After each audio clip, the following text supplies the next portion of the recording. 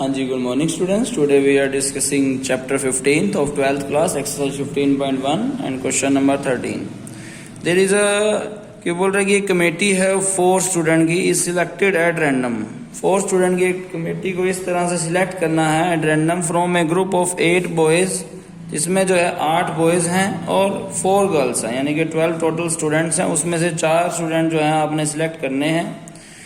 Given that there is at least one girl on the committee, ये दिया गया है कि उस 4 मेंबर की कमेटी में given that there is at least कम से कम एक तो लड़की होनी चाहिए on the committee में.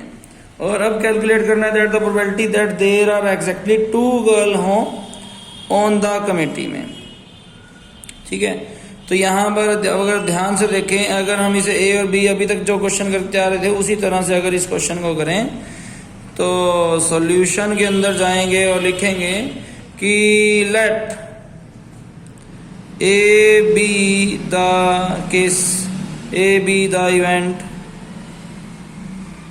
That there is exactly one girl in a committee में. ठीक है, और let B be the event that there is exactly 2 girl, that there is exactly 2 girl.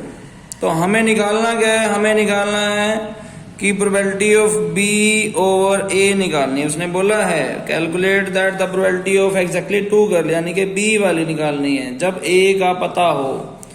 ठीक है, तो वो निकलेगी कैसे, वो निकलेगी इस तरह से कि probability of A intersection B by में प्रोबेबिलिटी ऑफ ए से वो निकल जाएगी जी. ठीक है जी, अब ध्यान से देखेगी यहाँ प्रोबेबिलिटी ऑफ ए आएगी कैसे कि कम से कम एक लड़की तो हो ही, उससे ज्यादा भी हो सकती हैं कि एटलीस्ट 1 की जो प्रोबेबिलिटी है वो कैसे निकल कर आएगी.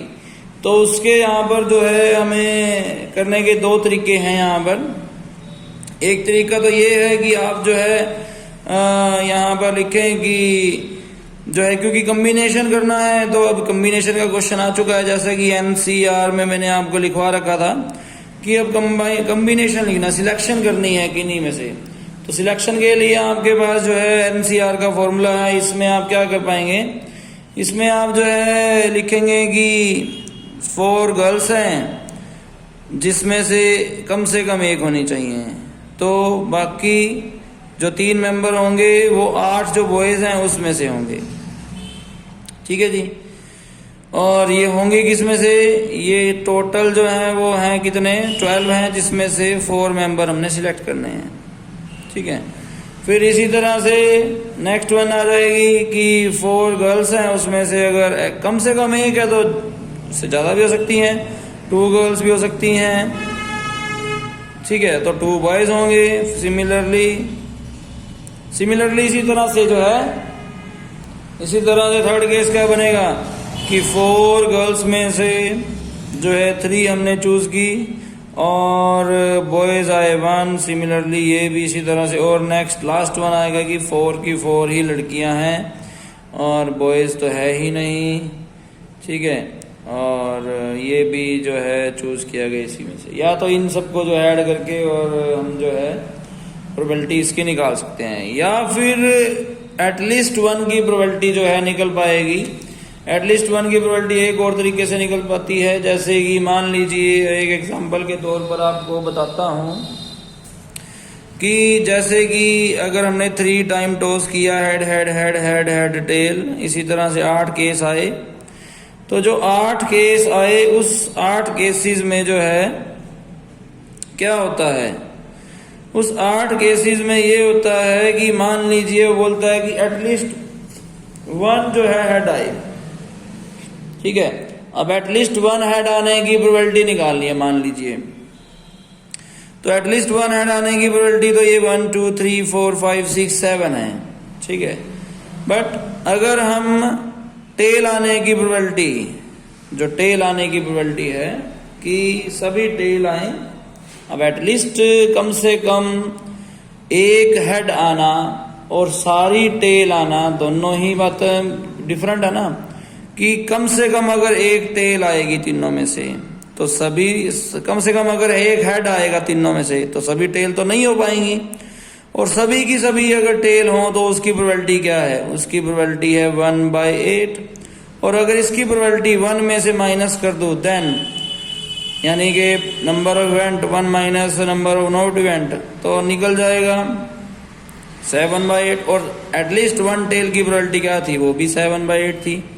तो सिमिलरली हम यहाँ पर भी यही क्वेश्चन इसी तरह से करने जा रहे हैं। जो मेथड अभी पहले डिस्कस किया था वो थोड़ी लेंथी पड़ रहा है कि प्रोबेबिलिटी ऑफ ए निकल जाएगी अगर 1 में से प्रोबेबिलिटी ऑफ ऑल अगर बॉयज की मैं माइनस कर दूं तो, ठीक है जी।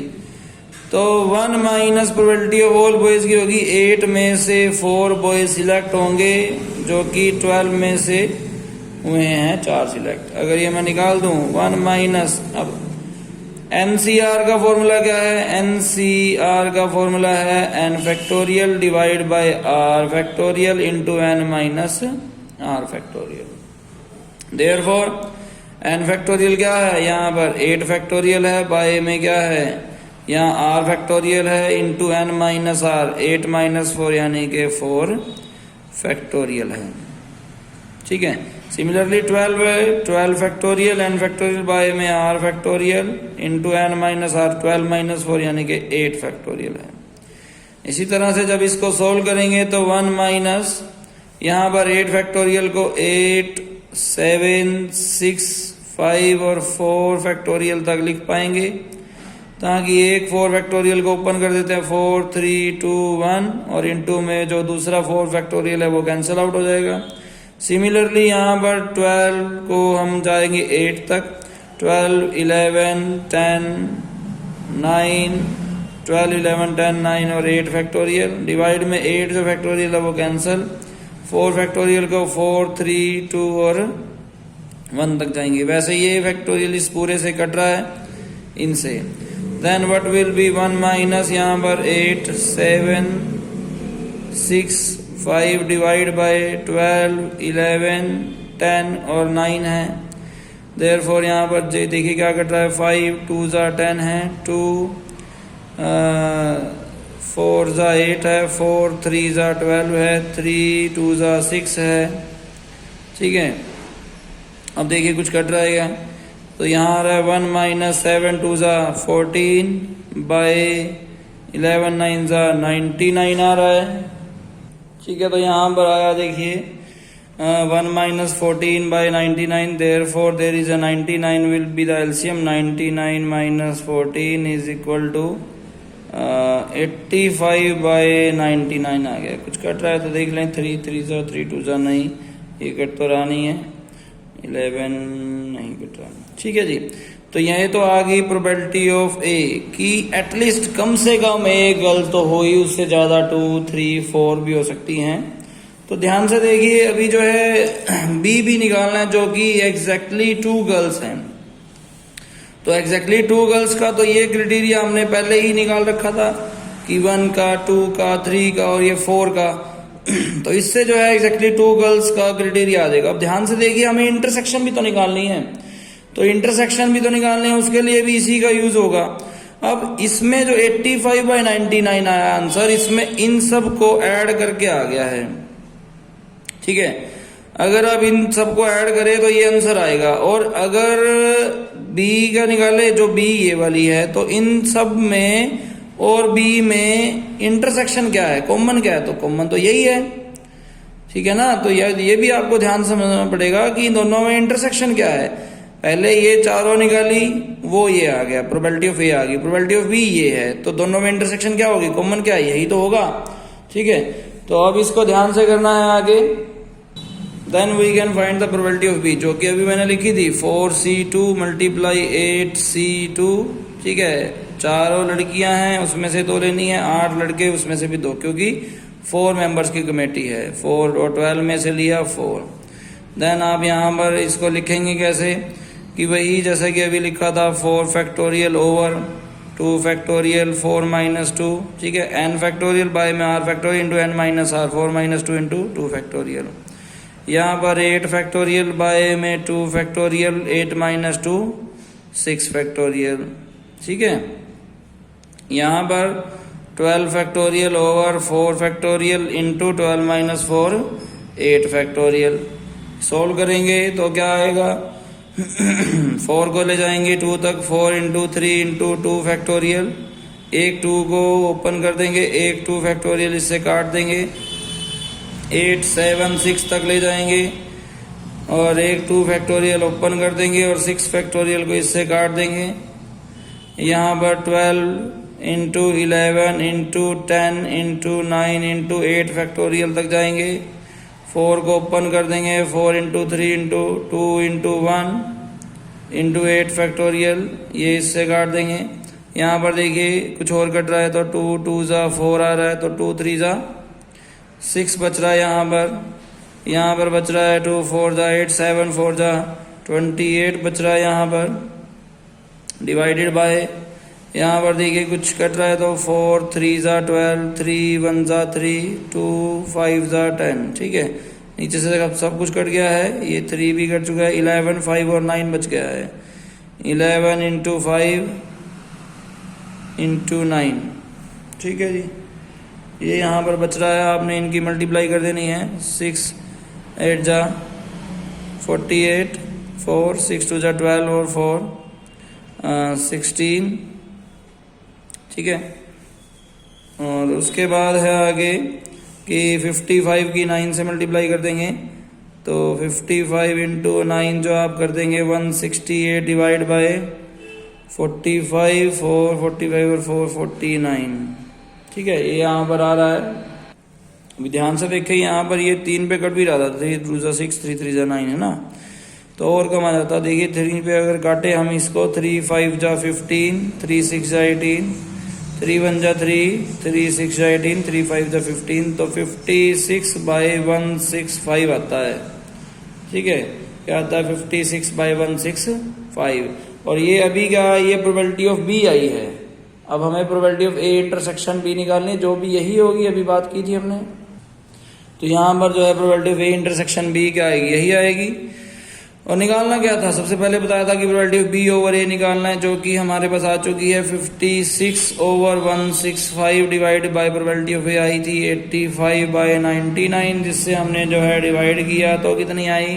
अब डिवाइड इसको रेसिप्रोकल कर दे, रेसिप्रोकल कैसे होगा कि 56 बाय 165 मल्टीप्लाई 99 बाय 85, इसको काट दे जितना भी आता है। देखिए 3 3 पे जो है ये कट ही रहा है, यहाँ पर 3 3 जा 9 3 3 जा 9, वैसे 11 पे भी कट रहा है, 11 9 जा 99 11 1 जा 11 11 5 जा 55, ठीक है। और इसी तरह से ये भी कट रहा होगा, इसे भी ध्यान से चेक कर लें कि ये कट रहा है या नहीं, तो इसे भी काट दे जिस पे भी कट रहा है ये बस। और तो ये जो है नहीं कट रहा है, बट ये हाँ 3 3 जा 9 3 5 जा 15 पे कट रहा है, 5 6 जा 6 3 जा 18 5 3 जा 15 एंड 1 16 बाय में देयर इज 5 5 जा 25 2 8 5 जा 40 एंड 2 42। ये हमारे पास जो है उस कमेटी में से 4 मेंबर्स निकालने की प्रोबेबिलिटी आ चुकी है, जिसमें जो है एग्जैक्टली 1 गर्ल हो, ठीक है। और उसके एग्जैक्टली 1 गर्ल होने के बाद प्रोबेबिलिटी ऑफ 2 गर्ल्स की निकाल दी है, ठीक है जी। उसके बाद है नेक्स्ट क्वेश्चन। इस क्वेश्चन बोल रहा है coin is tossed until A head appear, और अनटिल जो है इट हैज बीन टॉस्ड। ध्यान से देखिए, ए कोइन इज टॉस्ड अनटिल, एक कोइन को तब तक उछाला जाएगा जब तक हेड नहीं आ जाता, और until it has been tossed 3 time, और इसे जो है मैक्सिमम जो है 3 टाइम ही उछाला जाएगा। Given that head does not occur on the first toss, अगर जो है पहली टॉस पर हेड नहीं उछाला, पहली टॉस पर अगर हेड ना आए तो इसे 3 हेड तक तो देखा ही जाएगा। What is the probability that coin is toss 3 time, क्या प्रोबेबिलिटी है that the coin is toss जो है वो 3 टाइम जो है कर दिया जाए, इसकी क्या प्रोबेबिलिटी है। तो यहाँ पर सबसे पहले जो है कोइन इज टॉस जो है यहाँ पर अनटिल जो है हेड अपीयर आएगा, तो लेट कर लेते हैं कि ए बी द इवेंट, कि ए बी द इवेंट दैट, क्या कि वो बोल रहा है कि जब तक टॉस किया जाएगा जब तक जो है हेड नहीं आता, तो A be the event that head does not appear या head does not come, head does not appear, ठीक है।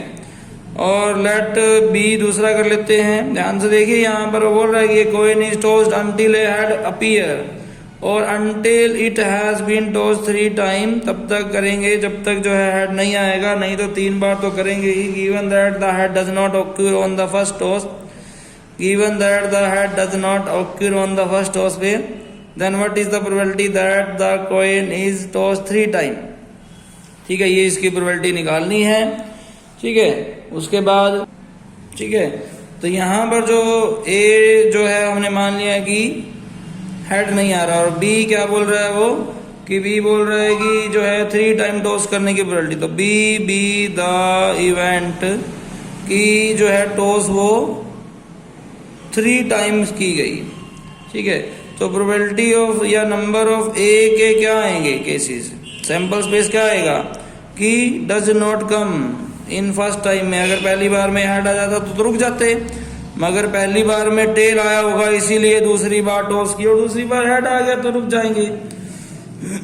या फिर पहली बार टेल आया, दूसरी बार भी टेल आया, तीसरी बार हेड आया इसलिए रुक गए, या फिर या की बात हो रही है तो और आएगा, या फिर तीनों बार ही टेल आया मगर 3 से ज्यादा बार उन्होंने टॉस करनी नहीं थी इसलिए रुक गए, ठीक है। और बी के सैंपल स्पेस क्या बनेंगे, उसने बोला है given that the head does not occur on the first toss, ठीक है जी। और उसने कहा है what is the probability that the toss 3 time, और 3 टाइम होने की प्रोबेबिलिटी क्या है कि 3 टाइम होने की प्रोबेबिलिटी, तो 3 टाइम होने की प्रोबेबिलिटी तो ये होगी कि या तो दोनों बार टेल आया और तीसरी बार हेड आया तब भी 3 बार टॉस होगी, नहीं तो तीनों बार टेल आया तब भी 3 बार टॉस होगी। और दोनों की इंटरसेक्शन क्या बनेगी, साफ साफ देखने पर पता लग रही है कि टेल टेल हेड और टेल टेल और टेल बन रही है, ठीक है। अब यहां पर बात आती है कि प्रोबेबिलिटी क्या निकलेगी फर्स्ट की, प्रोबेबिलिटी ऑफ ए, क्योंकि हमें निकालना क्या है, हमें तो प्रोबेबिलिटी ऑफ बी निकालना है ओवर ए। ध्यान से देखिए उसने कहा what is the probability that the coin toss 3 time, और 3 टाइम वाले को तो बी मानना हुआ, बी ओवर ए निकालनी है, तो बी ओवर ए निकालने का प्रोबेबिलिटी होगी probability of A intersection B divide by probability of A, जिससे क्वेश्चन सॉल्व हो जाएगा। अब प्रोबेबिलिटी ऑफ ए है क्या, तो प्रोबेबिलिटी ऑफ ए क्या निकले कर आएगी, प्रोबेबिलिटी ऑफ ए जो है हमारे पास, ध्यान से देखिए ये केसेस हैं, और का मतलब होता है प्लस, ठीक है, और का मतलब तो प्लस है, तो यहाँ पर जो है ये तो वो केसेस हैं जो 4 केसेस होते थे 2 टाइम में, उसमें जो है यहाँ पर डायरेक्ट जो है इसकी प्रोबेबिलिटी वैसे तो 1/4 आ रही है, ठीक है, प्लस ये जो प्रोबेबिलिटी है जिसमें 8 केसेस होते थे 1/8 है इसकी प्रोबेबिलिटी, प्लस इसकी भी 1/8 है प्रोबेबिलिटी, ठीक है। तो 1/8 1/8 और 1/4 को ऐड किया तो 8 एलसीएम 4 2 जा 2 1 जा और 8 1 जा और 8 1 जा, यानी कि 4/8 यानी कि 1/2 इज द प्रोबेबिलिटी जो कि किसकी है, प्रोबेबिलिटी ऑफ ए है, ठीक है। प्रोबेबिलिटी ऑफ ए जो 1/2 आ गया। अब इंटरसेक्शन की प्रोबेबिलिटी निकालेंगे, इंटरसेक्शन क्या था, ये थी, और इंटरसेक्शन की प्रोबेबिलिटी जो है वो डायरेक्ट हम कर सकते हैं, ये 2 ऐसे केस हैं जो 59 में से आए हैं, तो probability of A intersection B जो है वो 2/8 है, यानी कि 1/4 है, ठीक है। 1/4 divide by 1/2 it means 1/4 multiply 2/1, therefore 1/2 is the probability, 1/2 इसका आंसर है, ठीक है। होप सो आपको समझ में आई होगी। Thank you so much.